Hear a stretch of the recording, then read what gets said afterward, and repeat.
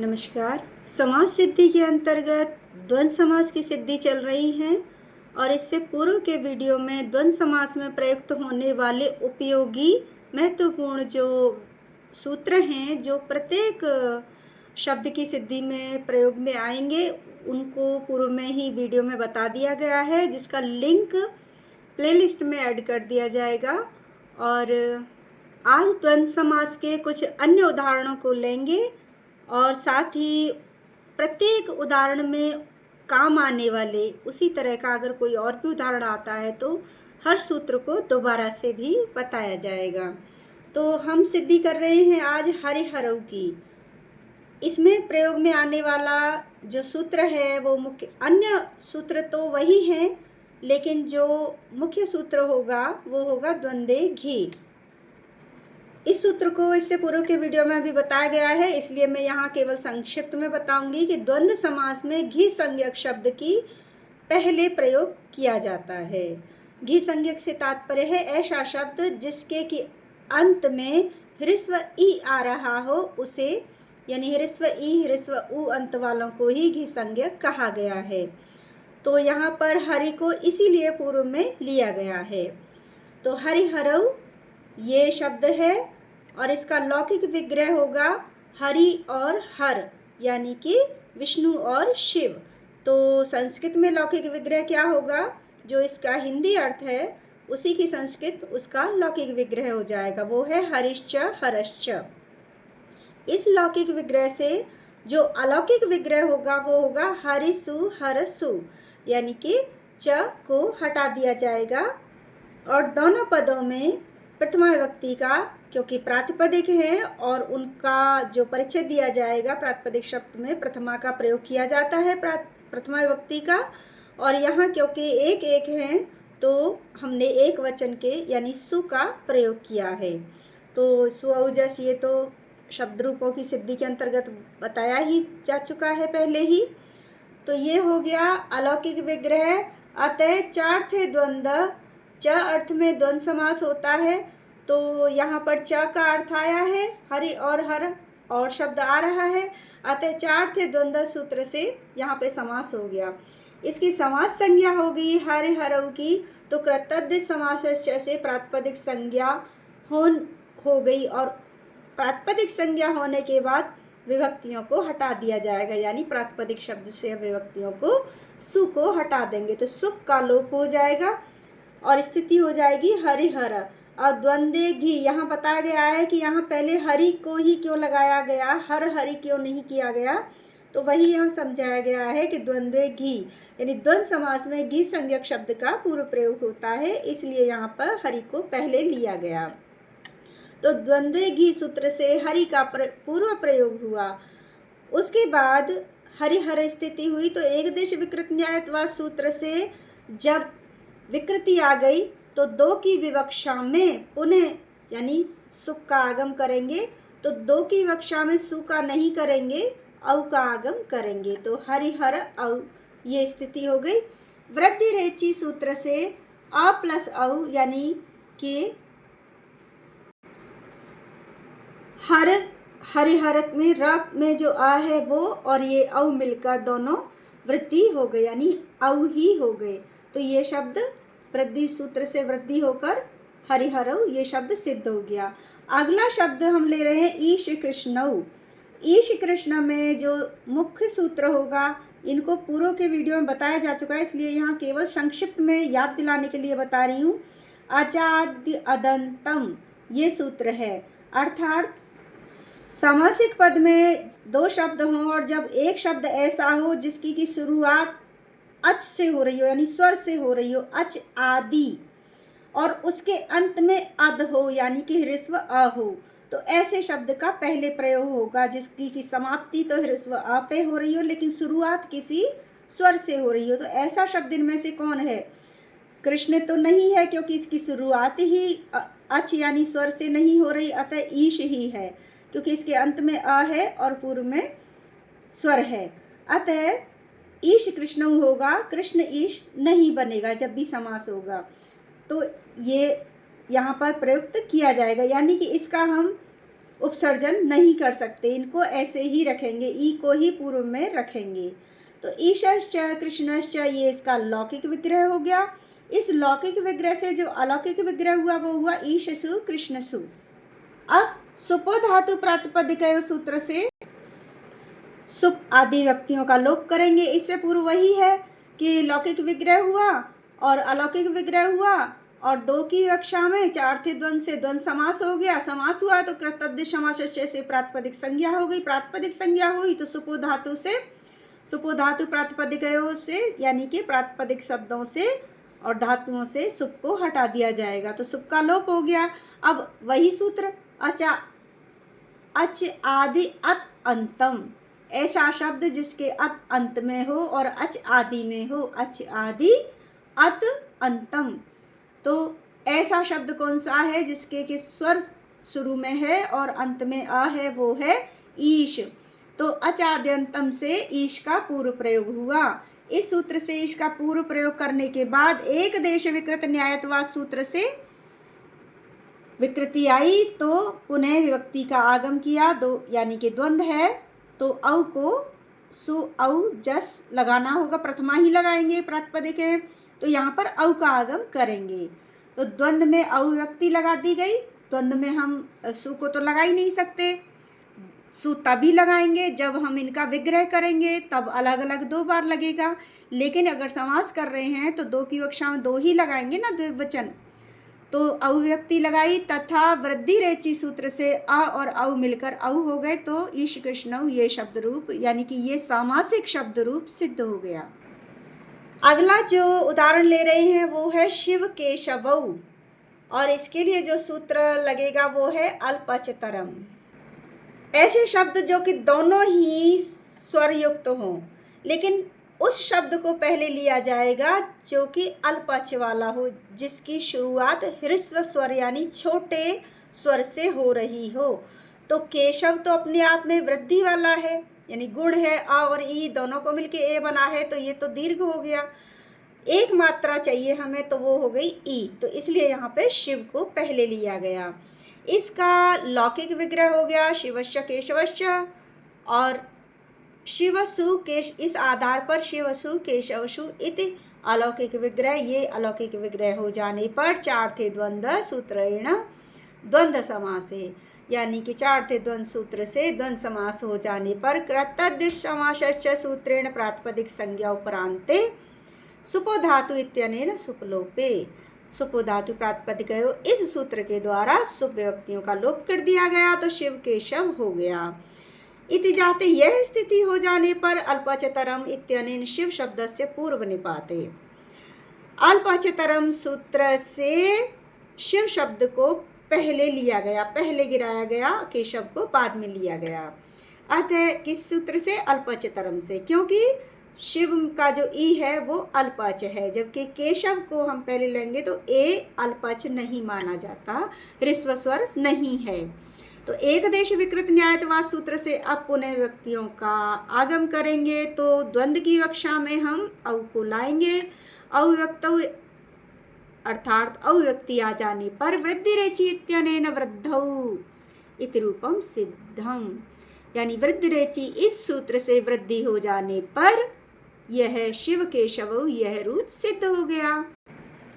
अब हम पितरों की सिद्धि करेंगे, और माता च पिता च इस सूत्र, इस विग्रह को हम दो तरह से समास कर सकते हैं। एक तो पितरौ कर सकते हैं और दूसरा कर सकते हैं हम माता पितरौ। तो इसके लिए पहला ही सूत्र है, ये सूत्र लगभग पहले सभी बताए जा चुके हैं, पुनः मैं संक्षिप्त में याद दिलाने के लिए बताती जा रही हूँ। और इससे पूर्व का जो वीडियो है जिसमें समझाए हैं उसको भी मैं लिंक में दे दूँगी। तो पिता मात्रा ये पहला सूत्र है, ये कह रहा है कि पिता और माता जब आते हैं तो केवल पितृ शब्द शेष रहता है। दो में से दो, पिता माता का जब द्वंद्व समास होता है तो दोनों में से केवल पितृ शब्द शेष रहेगा। यदि हम एक शेष द्वंद्व समास करेंगे तो, यदि हम एक शेष द्वंद्व समास नहीं कर रहे हैं तो फिर दोनों ही होंगे। एक शेष का तात्पर्य है कि दो में से कोई एक ही रह जाता है और दो वचन लगा दिए जाते हैं। तो पिता माता जब शब्द आएंगे तो पिता मात्रा इस सूत्र की सहायता से केवल पितृ शब्द शेष रहेगा। आगे कह रहे हैं अगला सूत्र जो लगेगा इसमें उपयोग में आएगा वो है ऋतौ ई सर्वनाम स्थानयो, यानी री को गुण हो जाता है। री का गुण क्या होगा? अर, और वो कब होता है? वो इस स्थिति में होता है या तो उसके बाद ऐसा ई प्रत्यय आना चाहिए, सप्तमी का जो है, सप्तमी का एक वचन, या फिर कोई सर्वनाम स्थानक प्रत्यय लगना चाहिए। शब्द रूपों की सिद्धि के अंतर्गत बताया था कि सर्वनाम स्थानक प्रत्यय कौन कौन से हैं, वो है सुट, यानी सु, औ, जश, अम, औट, ये 5 सर्वनाम स्थानक माने गए हैं। यानी इनको जो संज्ञा दी गई है वो सर्वनाम स्थानक दी गई है। तो यदि सु, औ, जश, अम, औट इन 5 प्रत्ययों में से कोई प्रत्यय रीकारांत शब्द के परे में हो तो री को अर आदेश हो जाता है। इसके अतिरिक्त सप्तमी का ई अगर परे में आ जाए री के, तब भी री को अर आदेश यानी कि गुण हो जाएगा। किस सूत्र से होगा? ऋतो ई सर्वनाम स्थानयो। शब्द ले लिया हमने पितरऊ, इसका लौकिक विग्रह माता च पिता च, और इसी आधार पर यानी कि माता और पिता तो विग्रह में च आएगा, अलौकिक विग्रह में नहीं आएगा। अलौकिक विग्रह में लगाएंगे हम विभक्ति और मूल शब्द को रखेंगे। मूल शब्द होगा मातृ, विभक्ति सु, अब एक वचन ही लगेगा क्योंकि अलग अलग कर दिया है, पितृ सु। इस अलौकिक विग्रह से चार्थे द्वंद्व सूत्र से समास होने पर, क्योंकि 2 हैं और चा के अर्थ में है दोनों का अर्थ जो निकल रहा है वो माता और पिता निकल रहा है, तो समास होने पर चार्थे द्वंद्व सूत्र से तय हो गया कि ये समास है। अतः कृतद्धित समासस्य सूत्र से प्रातिपदिक संज्ञा हो गई। प्रातिपदिक संज्ञा होने के बाद सुपो धातु प्रातिपदिक सूत्र से सुपलुक हुआ, यानी सु को हटा दिया, शब्द रह गए अब मातृ पितृ। माता पिता मात्रा सूत्र से पितृ शब्द शेष रहा, तो मातृ को हटा देंगे, केवल पितृ शेष रहा। एक देश विकृत न्यायत्वा सूत्र से द्वंद्व की विवक्षा में औ का आगम कर दिया, तो पितृ औ हो गया। और ऋतो ई सर्वनाम स्थानयो सूत्र क्या कहता है कि री को सर्वनाम स्थानक प्रत्यय परे होने पर या ई परे होने पर गुण, यानी कि री का गुण क्या है? अर, आदेश कर दीजिए। तो औ क्योंकि सर्वनामक स्थानक है, तो क्योंकि मैंने बताया था कि सुट जो है सु, औ, जस, अम और औट, तो अंतिम औट का ट लेके और सु का तो सु लेके इस सुट के अंतर्गत जो आ गए वो आ गए सर्वनाम स्थानक प्रत्यय। तो औ है जो कि सुट में आता है, यानी कि ये सर्वनाम स्थानक है, अतः इसीलिए इस री को कर देंगे अर। तो पित में से री निकाला, त आधा रह गया, अर और औ, अब पितरऊ हो गया ना, तो री को गुण अर हो करके पितरऊ यह शब्द सिद्ध हो गया, सामासिक शब्द। अब इसका दूसरा विकल्प बता देती हूँ कि हम माता पितरऊ भी कर सकते हैं, यानी कि पितरऊ सामासिक पद न आकर के माता पितरऊ सामासिक पद भी आ सकता है। तो ये क्या था? पितरऊ ये था एक शेष द्वंद्व समास, और ये है द्वंद्व समास, यानी कि इसमें दोनों पद दिखाई दे रहे हैं। यहाँ पे दोनों पद दिखाई दे नहीं रहे पर हैं, क्योंकि यहाँ विभक्ति वचन लगा दिया गया है, किंतु ये एक शेष द्वंद्व है, दोनों में से केवल एक शेष रह गया है, और जबकि यहाँ पर दोनों ही हैं। तो इस माता पितरों को सिद्ध करने के लिए जो सूत्र हमें चाहिएगा वो है आनंग ऋतो द्वंद्वे, यानी कि द्वंद्व समास में ऋकारांत शब्द के अंतिम री के स्थान पर आनंग आदेश हो जाता है, और आनंग में से क्या है कि अनुबंध का लोप हो जाता है, न और अंग इनका हो जाएगा लोप, केवल आशेष रहता है। तो यहाँ ऐसे कर सकते हैं, आनंग ऋतो द्वंद्वे री स्थाने आ, बस ऐसे याद रख सकते हैं। तो माता च पिता च लौकिक विग्रह हो गया, तो मातृसु पितृसु अब अलौकिक विग्रह होगा, चार थे द्वंद्व से समास संज्ञा हो गई, तो कृतद्धित समासस्य सूत्र से प्रातिपदिक संज्ञा कर दी। प्रातिपदिक हो गए तो सुपो धातु प्रातिपदिक सूत्र से सु आदि विभक्तियों का लोप हो गया। मातृ पितृ यह स्थिति हो गई। मात आनंग आनंग रितो द्वंद्व सूत्र लगाएंगे ना अब, तो इससे क्या होगा, मातृ के री के स्थान पर आनंग आदेश हो जाएगा। री को आनंग, तो मात आनंग पितृ ये हो गया। अब अनुबंध का लोप हुआ, केवल आ शेष रहा, तो मात आ को रखा तो माता त के अंदर मिला दिया, क्योंकि री को हटाया था ना तो त आधा रह गया था। री को आ आदेश किया है तो उस आ को लगाएंगे तो माता हो गया, माता पितृ हो गया। एक देश विकृत न्यायत्वा सूत्र से विकृति आई है, सामासिक पद बनाना है, यानी कि पुनः इसमें विभक्तियां लगानी पड़ेंगी, और जब तक हम सुप आदि विभक्ति नहीं लगाएंगे ये सार्थक पद नहीं होगा। तो द्वंद्व समास में दो शब्द हैं, तो औ का आगम हो जाएगा। औ का आगम होने के बाद ऋतो ई सर्वनाम स्थाने, यानी कि अंतिम जो री है जो कि विभक्ति से पूर्व का री है, उसके बाद यदि सुट प्रत्यय आ जाते हैं या ई आ जाता है तो री को गुण आदेश हो जाएगा। सुट यानी सर्वनाम स्थानक प्रत्यय आ जाते हैं जो कि औ है सर्वनाम स्थानक, तो री को अर आदेश हो जाएगा। तो माता पितरऊ हो गया पूरा, देखो एक साथ लिखो तो माता पितरऊ ये शब्द रूप सिद्ध हो गया। तो ये सामासिक शब्द रूप अब सिद्ध हो चुके हैं द्वंद्व समास के।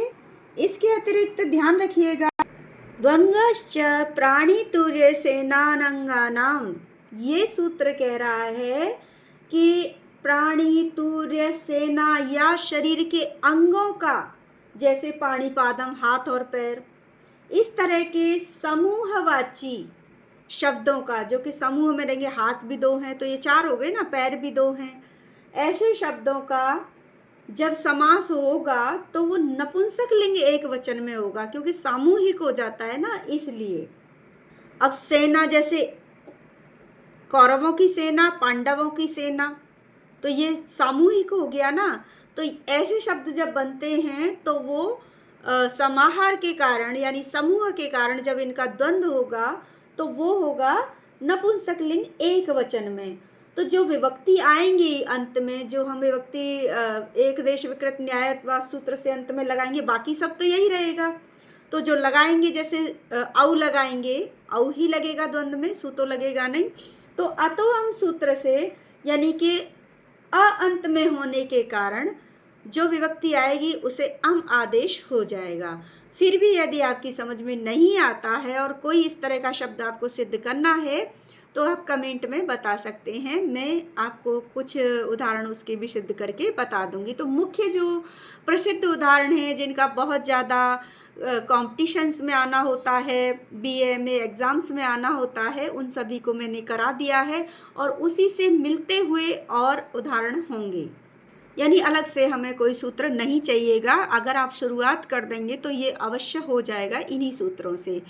इससे आगे अब हम अंतिम तो नहीं है, उसके बाद कुछ अन्य भी मुझे कराने हैं जो तत्पुरुष के अंतर्गत छूट गए थे, जैसे प्रादि तत्पुरुष, न तत्पुरुष इत्यादि। तो उन सबको भी उपपद तत्पुरुष कराएंगे, जिनके विषय में बहुत से लोग जानते भी नहीं हैं, और यदि वो एग्ज़ाम्स में आ जाते हैं तो फिर कंफ्यूज होते हैं कि ये कैसे सिद्ध होगा, या ये भी नहीं पता होता कि ये कौन सा समास है। तो उससे पूर्व हम बहुब्रीहि समास को और सिद्ध करेंगे। तो क्रमशः देखने के लिए जुड़े रहिए, लाइक शेयर अवश्य करें, प्रोत्साहित करते रहें। अच्छा लग रहा है तो कमेंट में बताएं। धन्यवाद।